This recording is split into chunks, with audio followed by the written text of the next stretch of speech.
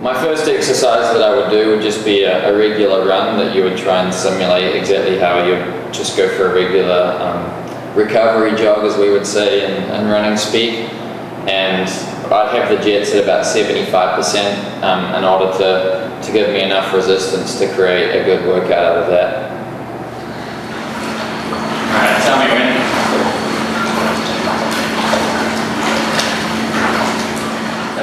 And then my second workout was a lot more exaggerated form, where I would really try and pick my knees up so my thighs would be parallel with the ground. And in doing so, I would be cupping my heel up towards my butt. And the resistance that the water would cause would almost be like a hamstring curl every time that I was coming through. So it was like an exaggerated drill that I would be normally doing in my sprint training phase of my training. So this really created resistance training as well as getting my heart rate going. So it was like a double pill in one go. So that was really good as well.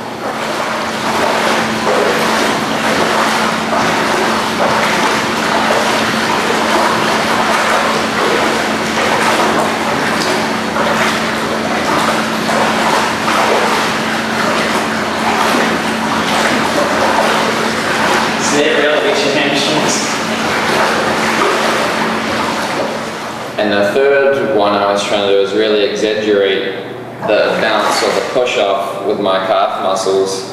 And as you leave the water, obviously you'd get less buoyancy because you're facing gravity rather than the assistance water gives you. But also the water gives you resistance against your calf muscles. So I was really able to define the muscles that you can't do when you're regular aqua jogging. That the old style of cross training when you're injured was you put a water belt around you and then you're just floating, but then your calf muscles get no resistance training, so that when you get back into running, then you've got a huge amount gap to cover. So this way, by doing these three exercises, I was able to work all the main muscle groups as well as keep my heart rate high.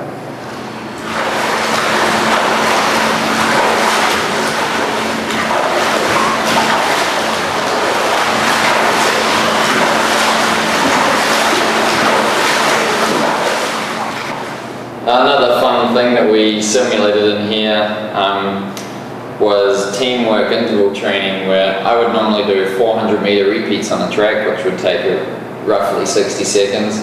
So a friend of mine, Mike Woods, who had a little bone issue in his foot, we got him here and I would do 60 seconds, pretty steady to start with, and then I would step off the treadmill and he would do 60 seconds.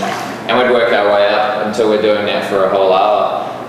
And because the person can be right next to you, they can really be encouraging. And we got a little carried away one day and he put on his British accent and started commentating down simulating a race. "Willis is coming down the home straight and really taking off, here he comes, Willis!"